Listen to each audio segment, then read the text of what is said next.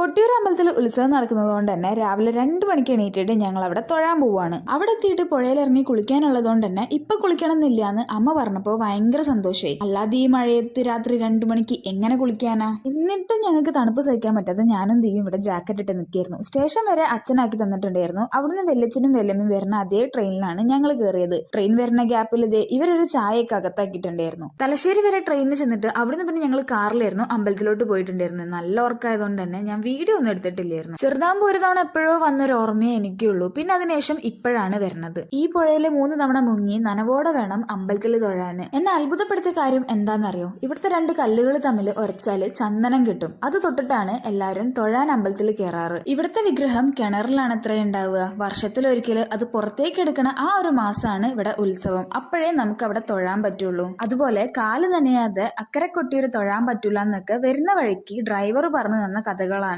നല്ല മഴയും അടിയൊഴുക്കുള്ള സമയത്താണ് ഞങ്ങൾ എത്തിയത്. അമ്പലത്തിന്റെ അകത്ത് വീഡിയോയും ഫോട്ടോയും എടുക്കുന്നതിനൊന്നും കുഴപ്പമില്ല. പക്ഷെ ഞങ്ങൾ മഴ നനഞ്ഞുകൊണ്ടായിരുന്നു തൊഴുതത്. അതുകൊണ്ട് തന്നെ അമ്പലത്തിന്റെ അകത്തുനിന്ന് എനിക്ക് വീഡിയോസ് ഒന്നും എടുക്കാൻ പറ്റിയിട്ടില്ല. അക്കരെ കൊട്ടിയൂർ തൊഴുതതിന് ശേഷം ഇക്കരെ കൊട്ടിയൂരും കൂടെ തൊഴുതിട്ട് അവിടെ തന്നെ ഞങ്ങൾക്ക് ഡ്രസ്സൊക്കെ മാറ്റാനുള്ള സൗകര്യം ഉണ്ടായിരുന്നു. അപ്പൊ നനഞ്ഞ ഡ്രസ്സൊക്കെ മാറ്റിയിട്ട് ഞങ്ങൾ നേരെ കാറിലോട്ട് കയറി. ഇപ്പോ സമയം ഏകദേശം 11:30. ഒന്ന് വെച്ച് പിടിച്ച ഒരു തലശ്ശേരി ബിരിയാണിയും കഴിച്ച് ഉച്ചയാകുമ്പോഴേക്കും നാട്ടിലേക്ക് എത്താന്നായിരുന്നു ഞങ്ങളുടെ പ്ലാൻ. പക്ഷെ ട്വിസ്റ്റ് എന്താ വെച്ചാൽ നല്ല ബ്ലോക്ക് ആയിരുന്നു. ആ സമയം തൊട്ട് വൈകുന്നേരം 6:30 വരെ ഞങ്ങൾ കാറിൽ തന്നെയായിരുന്നു ബ്ലോക്കിൽ പെട്ടിട്ട്. പിന്നെ ഇത്തല തൊട്ട് അത്തല വരെ ഷോപ്പുകളായതുകൊണ്ട് വലിയ കുഴപ്പമില്ലായിരുന്നു. ഓരോ മഴയുടെ ഗ്യാപ്പിലും ഞങ്ങൾ ഇറങ്ങിയിട്ട് ഓരോന്ന് വാങ്ങി കഴിക്കുകയായിരുന്നു. മണിക്കൂറോളം ബ്ലോക്ക് കിടന്നിട്ട് അവിടെ നിന്ന് ഇറങ്ങിയപ്പോ കിട്ടിയൊരു സമാധാനം. അങ്ങനെ ഉച്ചയ്ക്ക് തലശ്ശേരി ബിരിയാണി കഴിക്കാൻ വെച്ച ഞങ്ങള് രാത്രിയാണ് തലശ്ശേരി എത്തണത്. ഇത്രയ്ക്കായ സ്ഥിതിക്ക് ഇനി ഓരോ ഷവർമ തട്ടിയിട്ട് ട്രെയിനിൽ കയറാം. തൊഴാൻ ഞങ്ങൾ ഇത്ര നേരം ക്യൂ നിന്നിട്ടില്ല. പക്ഷെ അവിടുത്തെ ബ്ലോക്കിൽ പെട്ടിട്ടാണ് ഇത്ര ലേറ്റ് ആയത്. അപ്പൊ അത്രേ ഉള്ളൂ. ടാറ്റാ.